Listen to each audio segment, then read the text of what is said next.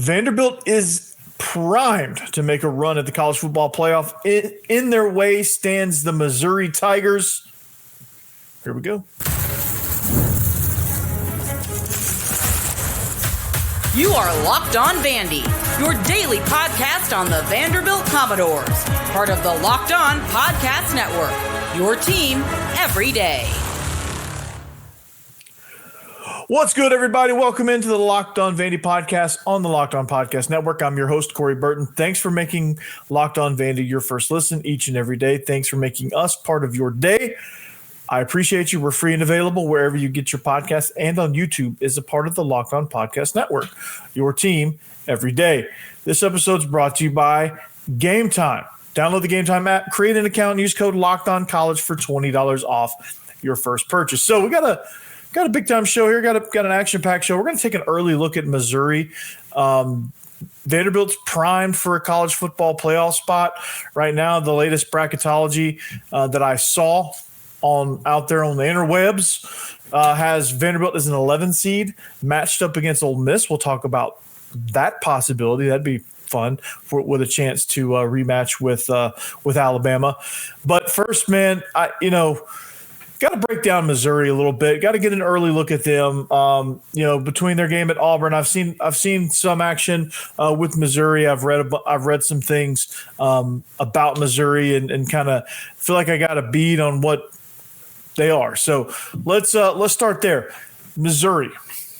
This team is very interesting. So in order for Vanderbilt to beat them, here's kind of what you're looking at with Missouri. They're an interesting team, honestly. They're fascinating because they're so freaking good on defense. They're so freaking good running the ball that you're just like, okay, well, how did they, they lost to Alabama, which a lot of people are doing, but like, how did they play that? It was just kind of a slop fest almost against Auburn. How did that happen? But they're in prime position to make a college football playoff run themselves. What I love about them is they major in the outside stretch zone run scheme, and they excel at that big time. They're first in the SEC in rushing offense. Ahmad and Jamal Roberts are a lethal duo and a very, very big part of why they are so great and are what they are. Beau Pribula also – He chips in with that as well. So, man, this is this offensive attack is just absolutely it's great, and they do a great job because once they get the run game going, they can hit some play action stuff. They don't have to launch shots down the field. They're built a lot like Vanderbilt as far as like how their offense is constructed. It's different schemes, but they play very similarly and try to attack you very similarly, except for Missouri is more of a outside zone stretch team, and Diego Pavia and Vanderbilt, they're running more gap scheme stuff, and they're mixing in some option things as well. But they both very similar.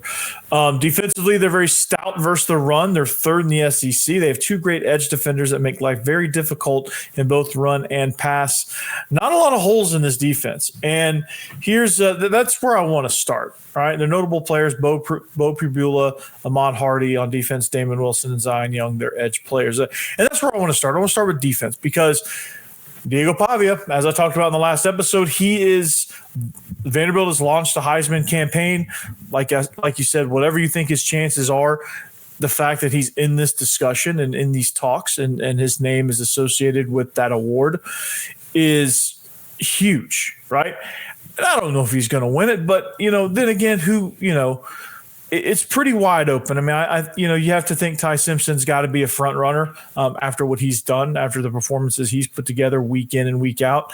But right there with them, Jeremiah Love, you have obviously Marcel Reed is in there, Diego Pavia. I mean, it's a pretty nice list, but like it's a list where you feel like Diego Pavia actually fits in, right? And you've got to look at it. Fernando Mendoza at Indiana, he's having a hell of a season as well.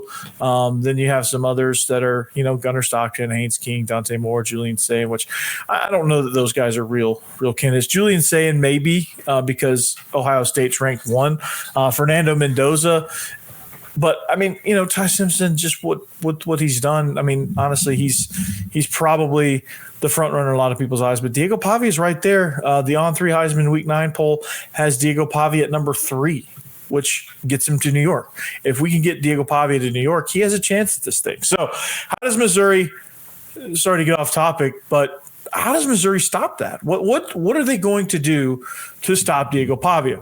Because LSU had an obvious plan, or Alabama had the obvious plan of, hey, and they were athletic enough to do this, load the box, shut down the edges, make Diego Pavia run sideways, and force him to stay in the pocket and beat you down the field. And they caused him to panic, and he made a bunch of bad decisions. Well, LSU tried that as well, except for the fact that they failed to stop the run. And Vanderbilt was gashing them up front for the most part. I mean, obviously they made their plays, but I think with Missouri, it's going to be an interesting game plan, because the one thing that I couldn't really get a beat on when I was looking at them and evaluating them is their interior defensive linemen.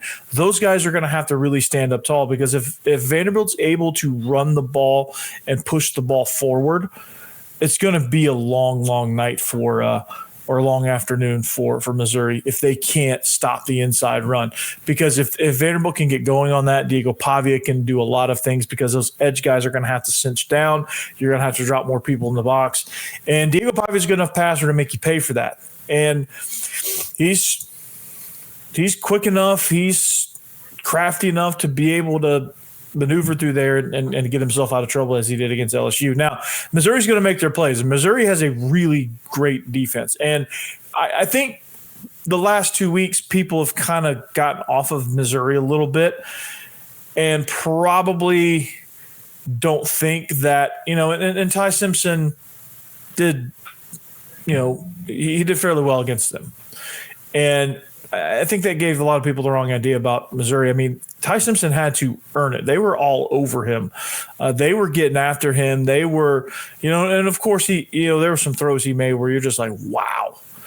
And there were some wow plays in there from Alabama, and that's how they won the game. Aside from a lot of other things, like I didn't love that they went for that fake punt. With the game tied like that, or within reach. I can't remember exactly what the score is. Maybe Missouri fans, you can help me out on that. But because I don't really want to look that up. But I don't feel like the situation called for that.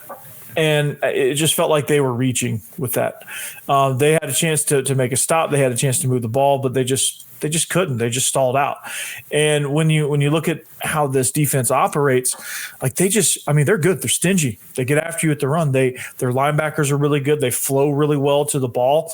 Their edge guys, I think, shut down a lot of outside run stuff, because a lot of people want to run on the edges, and those guys really make life difficult. And when you want to try to play action, when you want to try to drop back, Damon Wilson, especially, that he transferred in from Georgia, woo, that guy's elite, man. And that's somebody that Vanderbilt needs to kind of circle in the film room. Like, okay, we got to find out where he is and how to plan against him. And then looking at Missouri, I think they're going to try to disrupt with those edge guys. I think when you have some really good players like that, like LT Overton, Deontay Lawson, those guys for Alabama did a really good job with Diego Pavia and forcing him to really, look down at the rush and, just forced him to be uncomfortable. And I think that's how Missouri's going to play it. They're going to try to slam everything they can into the middle, just kind of try to build a wall right there and be stingy. That's kind of how I anticipate them playing it. And then when Vanderbilt does try to drop back and pass, Damon Wilson and Zion Young are going to pin their ears back and, hey, we're coming after the ball. We're coming after the passer, and we're coming with bad intentions, right? And Vanderbilt's got to understand that screens, shovel passes, options, make those guys wrong, put those guys in conflict. That's always the best way to win. And their option attack, they do just that. And so that'll be interesting to kind of see how they're going to try to stop Diego Pavia. That's number one on their mind, because a lot of people try and a lot of people have not been successful. Alabama's been successful, but when you look at it, is it scheme or is it they just had better players that day? Is it that Diego Pavia panicked and gave the game away? Is it a combination of all of that? What kind of scheme really gave him fits, or was it just him getting lost in the moment and trying to do too many things and get and give the game away? So that's one thing we're going to find out with against Missouri, because Missouri's defense is one of the tops in the SEC. LSU's was one of the tops in the SEC. They were really stingy against the pass. And Vanderbilt was able to get some things down the field a little bit.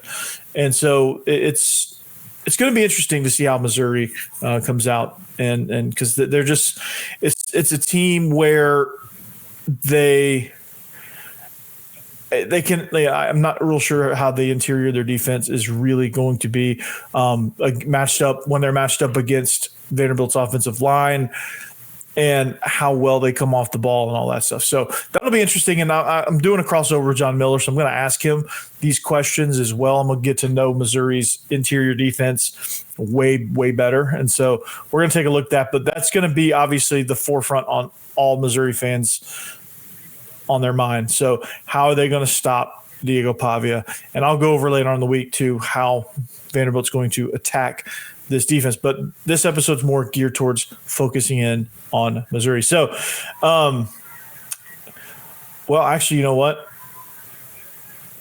We're going to talk about that next.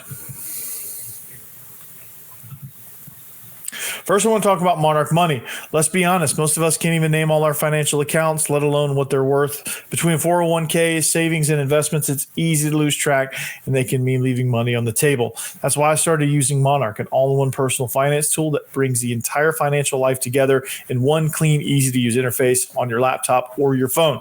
So, man, it's been a game changer, dude. It's helped me organize my accounts, track my spending, get a better handle on investments without ever having to touch Excel. I don't like Excel, man. You can review everything with your partner. You can see all your shared goals. You can make financial decisions and make them better together. Monarch's visual dashboards and smart tools make it so much easier to understand where my money's going and how to make it work harder for me. So don't let financial opportunities slip through the cracks. Use code LOCKEDONCollege at monarch.com for 50% off your first year. That's monarch.com, code LOCKEDONCollege for half off your first year. Hey, FanDuel.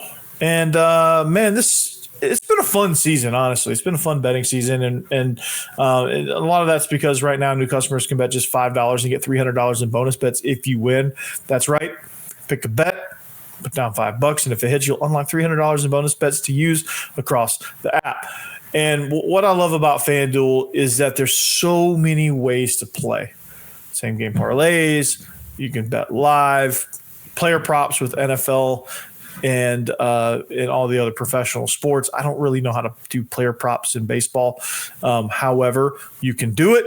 It makes watching football more exciting when you got a little something riding on the action. Whether you're a casual fan or love diving into the stats, FanDuel makes game day experience so much better. So what are you waiting for? Visit FanDuel.com to download the FanDuel app today and get started.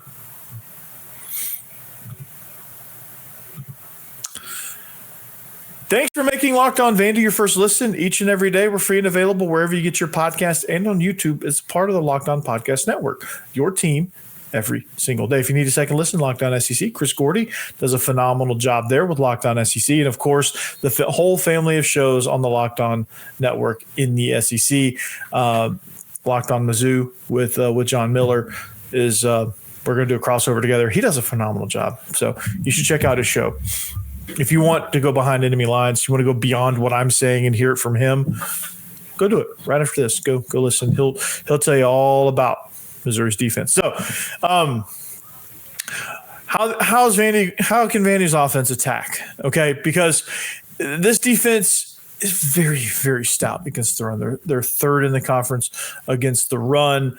They are, let's see, they are third in pass defense as well. They are, in the rushing game, they're giving up 83 yards per game, 203 carries, 2.89 yards per attempt. So they've only given up 4 rushing touchdowns. In the passing game, they've given up a ton of yards. They average about 159 yards per game. That's 1,014 on the season. They've picked the ball off 4 times. They've allowed 9 touchdowns. They're third in the conference in pass defense. So when you look at just those 2 ranks, right? Total defense, they're second in the conference. And in scoring, they're 4th in the conference. So no lower than 4th in any of those stat categories. To me, that's upper echelon of an upper echelon conference. That's going to be where Missouri wins games, right? They are very dangerous on defense because they just don't allow much. And they flat get after you. They turn you over, and they force you into doing things you don't want to do, right? They got after Ty Simpson. They were able to be successful against Alabama. But there's times where Alabama, I don't feel like they had their identity or they really trusted their identity. They want to get Jam Miller going, and it just seems like when they do and it doesn't work, it feels like they're just trying to kind of feel their way through it. And Ty Simpson's just an elite quarterback. If it was a lesser quarterback, this offense would be a mess, I think. And if it was lesser talent around him, I think this offense would be a mess, just identity-wise. But they've got the pieces so they can kind of fool around like that. And Missouri's defense will cause you to kind of question what you do.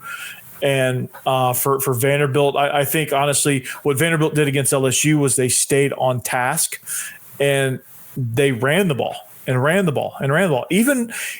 when they got stopped for no gain, when they got dropped for a loss, which rarely happens, they kept running the ball. Why? Why do they keep running the ball? That's their identity. Also, it sets up play action, it sets up RPO, it sets up the boots, the option stuff, the counter option stuff. Formationally allows you to do some things and move some people around. And there's just so much you can do off of the run game. And Vandy's going to come after you. They're going to come downhill. They're going to come after you. They're going to drive you off the ball. They're going to knock you off the ball, and they're going to come back and do it again and again and again and again. And they're going to wear you down. They did that to LSU. They wore down LSU. They dominated up front. And by the end of the game, they were ripping off big chunk plays. And by the end of the game, they were finishing blocks. They were driving people 15 yards downfield and planting them, right? That's how that game progressed for Vanderbilt's offensive line. And that's what they're going to try to do to Missouri, because that's who they are. And that's what they do. And that's how they're going to try to attack. They're going to try to get everything through the run game, whether it's Diego making the pitch, whether it's him handing it off on a counter or power or some sort of G lead or whatever. It's going to be the run game. And then the things that come off of that. The shovel pass, the slants, the hitches, the occasional shot play. I think there was one of Diego's best passes was incomplete to Trey Richardson on a go ball. They just ran a go ball, and he dropped it in the bucket. Should have been caught. That would have sealed LSU's fate right there. Instead, LSU got the ball back one more time. They didn't score, but they got the ball back one more time and had a chance to. But I think if he drops it in the bucket right there and Richardson comes down with that, it's ball game. So Vanderbilt's going to do what they do. All right, they're going to do what they do. They're going to formation you. They're going to motion you, and they're going to flat out come off of the ball, and they're going to come right at you. So Missouri, their stats are great. So this is going to be a test, because Missouri's defense is elite at stopping the run. Diego Pavia and this offense are elite at running the ball, because when you look at rushing stats, Vanderbilt's third. behind Missouri and Arkansas. So you got two great running teams. If you blink, this game's going to be over, by the way. And you got two big elite rushing attacks. So that's how Vanderbilt's really going to attack you. They're not going to sit back there and try to pick you apart. That's not who they are. That's not their identity. It's not Missouri's identity either. And I'll talk about that to wrap up the show. But I mean, it's just this is going to be, and a lot of people, because of, and I don't want people to get in the trap of thinking, oh, well, they struggled against Auburn, so they're going to struggle at Vanderbilt. Now, that was a road game. Vanderbilt has become a tougher place to play. Vanderbilt is a tenfold better team, and they're tenfold better team than the one that took Missouri to the wire in Missouri last season. So if you get caught in the trap of looking at the transitive properties and the common opponents and the whatever you want to look at, yeah, they struggled against Auburn. It's a night game in Jordan-Hare. Auburn, really good on defense. We've known that all year. It's an absolute dumpster fire down there at Auburn right now. It's I don't know what's going on there. It's a freaking mess. How they lost that game is beyond me, because Missouri struggled. And they struggled to find answers when Auburn shut down their run game, and that's where and I'll get to that later. But man, that was pretty good for Auburn. That was a good attempt at that. But Missouri, I'm not judging it based on that game. They've had a really nice body of work, and they're really super talented up front, and they're really super talented stopping the run, and that's where they're going to come after Vanderbilt. So I'll have more on that. I can't wait to talk to John and get his opinion and thoughts on how Missouri's going to stop the run, what they like to do, who their big run stoppers are, and how they're going to unleash Damon Wilson and Zion Young, because that's going to give you a lot of insight on just how Vanderbilt's really going to attack. So we're gonna take a quick look at Missouri's offense, and we're going to do that and wrap up the show next. What time is it? It's game time. That's right. College football is here. And I couldn't be more excited. And what's going to be not exciting is when college football ends. The tailgates, the rivalries, the energy in the stands, there's nothing like it. But let's be real. Actually getting tickets can feel more like a battle than the game itself. Endless queues, hidden fees, prices jumping at checkout. That's why I use GameTime, the app that gives the advantage back to the fans. It's the easiest way to score last-minute tickets at the best prices with no surprise fees. What you see is what you pay. So I pulled up GameTime, and just a couple of taps, I saw amazing deals. I'm talking about favorite football college games as low as $25. Can you believe that? Yes. College football games for as low as $25. Man, that's pretty crazy. So this app is just super simple. You can see your exact view from the seat before you buy. They have this thing called zone deals. So you pick the section, GameTime picks the seats, and they often offer deals and savings on that. So it's just faster, it's just cheaper, and it's less stressful than any other way I've bought tickets. I'm not going to do anything different ever again. It's game time or no time, right? So take the guesswork out of buying college football tickets with GameTime. Download the GameTime app, create an account, and use code LOCKEDONCollege for $20 off your first purchase. Terms apply. Again, that's promo code LOCKEDONCOLLEGE for $20 off. Swipe, tap, ticket, go. Download GameTime today.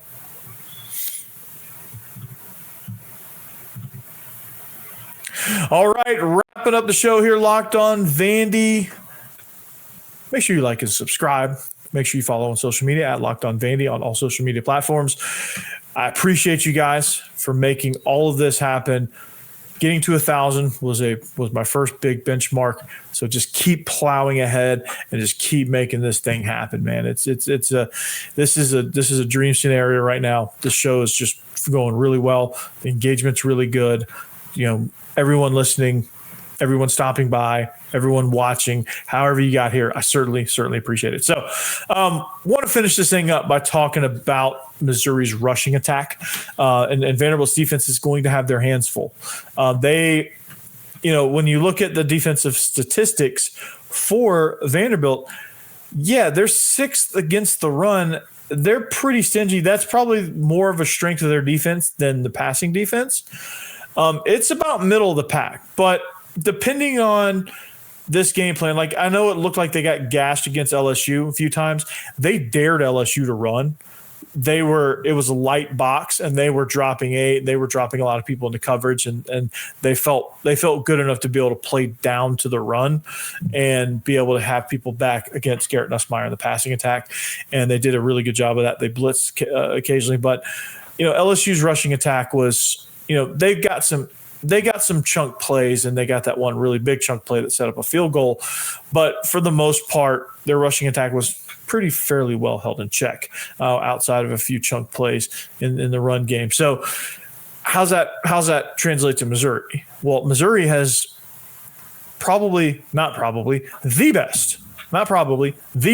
statistically the best rushing attack in the SEC. Ahmad Hardy, Jamal Roberts is a freaking lethal duo. Roberts might be better in yards per carry. Ahmad Hardy's just super talented. Both can really, really do some damage to your defense, and it's a lethal duo. And they take that outside zone. That it's like that Kyle Shanahan, like stretch zone, wide zone rushing attack, which I'm a huge fan of that. As a coach, that was what I liked. That was kind of my wheelhouse, was that stretch zone, wide zone, where you're like reading the tackle. Like stretch zone, you're trying to read like the tight end, the widest gap, and trying to make a push, and you're trying to get the edge, and you're trying to get wide and expand. On wide zone, now this is where it doesn't make sense, nomenclature wise, but on stretch zone, you're really trying to stretch that edge, and you're really trying to gain that edge and really get up the seam and to the sideline. With wide zone, you actually want to wash that tackle out, and you want to press, and then cut back into the C gap and get north and south. And that's the very slight, minute difference, which is why it's called wide zone and stretch zone, because you're attacking the same general area.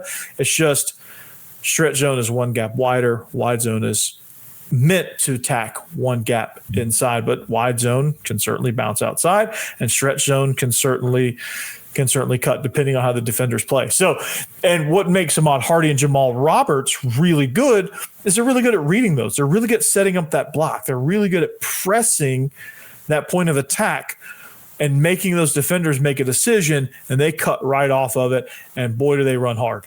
And so Vanderbilt's defense is going to have their hands full, and they're going to have to really, really hone in on that. Now, the good news about this Missouri offense is this, and when I wrote up in my eval, I'll put it back up, the sense about Missouri needs more from Beau Pribula in the passing game to be contenders, and I'm going to talk to John about who those weapons could be in the passing game.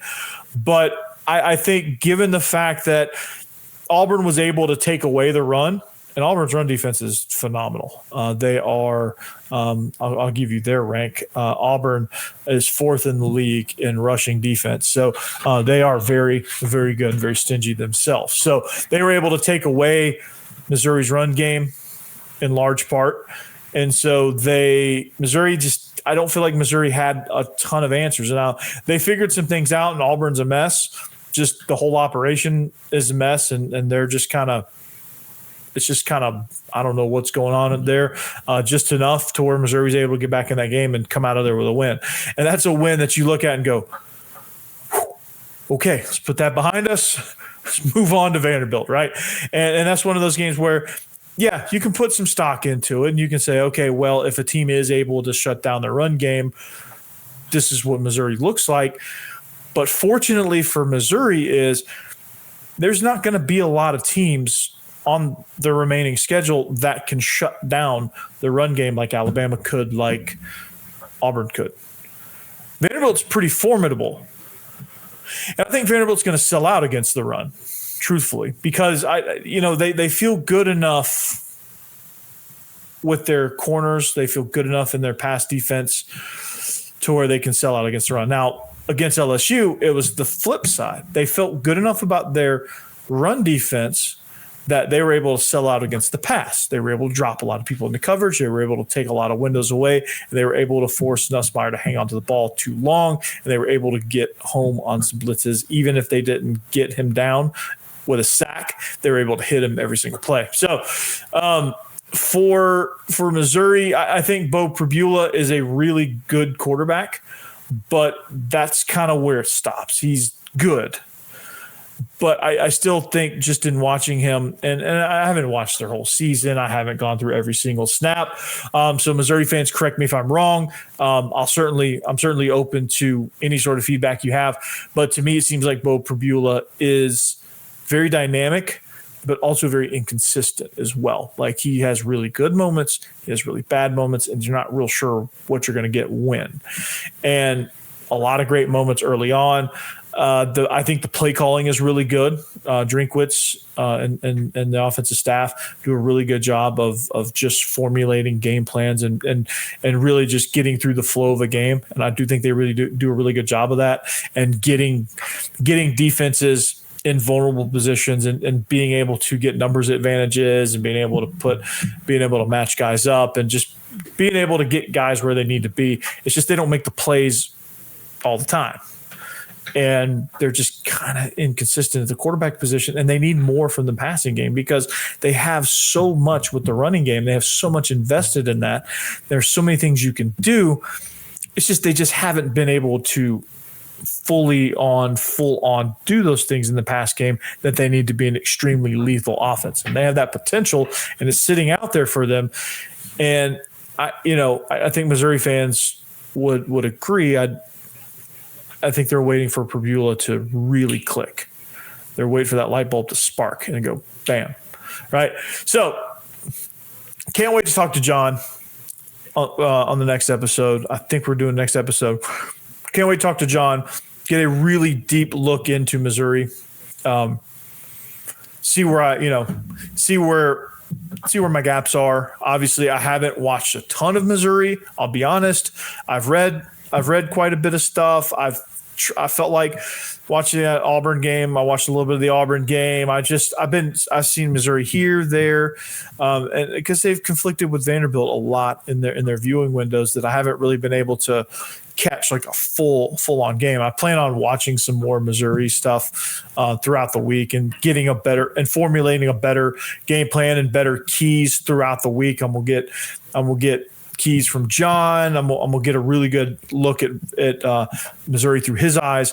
I'm gonna watch some stuff and I'm gonna formulate a really, really good game plan. This is, as a coach, this is kind of what you do. You kind of make runs through the information in the films. You look at the stats, you look at the game recaps, you look at whatever video you can look at, and you kind of get an idea of who their most dangerous guys are, and then work from there. And that's where I'm at. I'm at the information gathering part of it. I'm at the, who's the most dangerous players and, all that stuff. And so that's kind of where I am with Mizzou.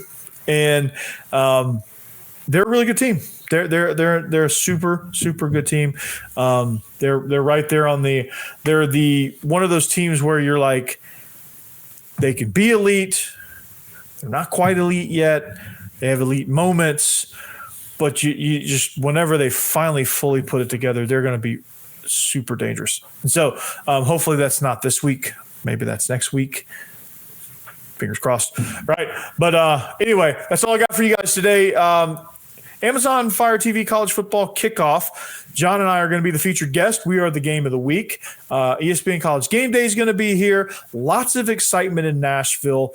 Man, you don't want to miss any of that. I got a crossover with John Miller coming up here very, very soon. We're going to finish out the week. Keys to the game.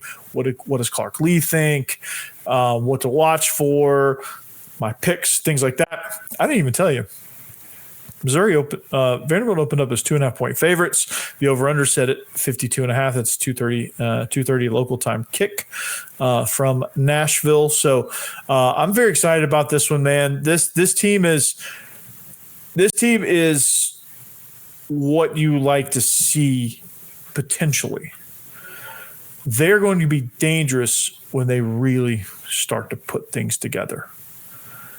And the further they get away from that Alabama game, the closer they get to really putting it together, because Alabama can break you. Luckily, Vanderbilt had a bye week after that. But anyway, I digress. I'll have more of that later on this week. Look forward to talking to John. Until next time, anchor down. Peace.